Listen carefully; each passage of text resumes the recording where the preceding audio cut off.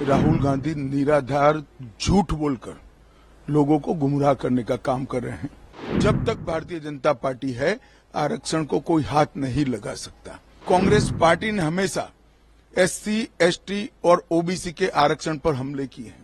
आदिवासियों को न्याय देने का काम नरेंद्र मोदी जी ने किया, द्रौपदी मुर्मू को राष्ट्रपति बनाकर। कल राहुल गांधी ने एक ट्वीट करके बोला है कि अगर बीजेपी की सरकार आई तो दलित, आदिवासी और पिछड़े लोगों का आरक्षण खत्म कर देगी और लोकतंत्र को बदल देने की बात कही। क्या मानते हो कि इस तरह से स्टेटमेंट? राहुल गांधी निराधार झूठ बोलकर लोगों को गुमराह करने का काम कर रहे हैं। भारतीय जनता पार्टी की सरकार इस देश में 10 साल से चल रही है और दोनों बार पूर्ण बहुमत की सरकार मिली है।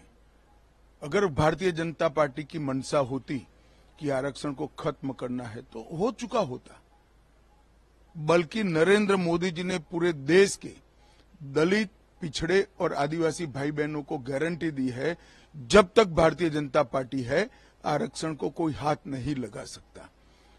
मैं आज देश की जनता को कहना चाहता हूं कि कांग्रेस पार्टी ने हमेशा एससी, एसटी और ओबीसी के आरक्षण पर हमले किए हैं। कर्नाटक में उनकी सरकार आई, 4% माइनॉरिटी आरक्षण किया। किसका कटा? ओबीसी का कटा।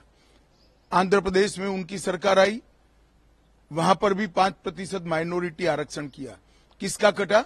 एससी, एसटी, ओबीसी का कटा। और जामिया मिलिया और अलीगढ़ यूनिवर्सिटी में भी आज भी एससी, एसटी, ओबीसी आरक्षण से महरूम है। इसका एकमात्र कारण कांग्रेस की एससी, एसटी, ओबीसी नीति है।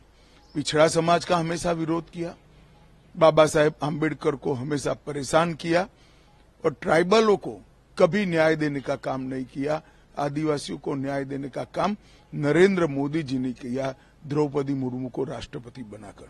मैं देश की जनता को फिर से एक मोदी गारंटी रिमाइंड कराना चाहता हूं, जब तक भारतीय जनता पार्टी राजनीति में है, एससी, एसटी और पिछड़ा वर्ग के आरक्षण को कुछ नहीं होने देगी। ये मोदी का गारंटी है।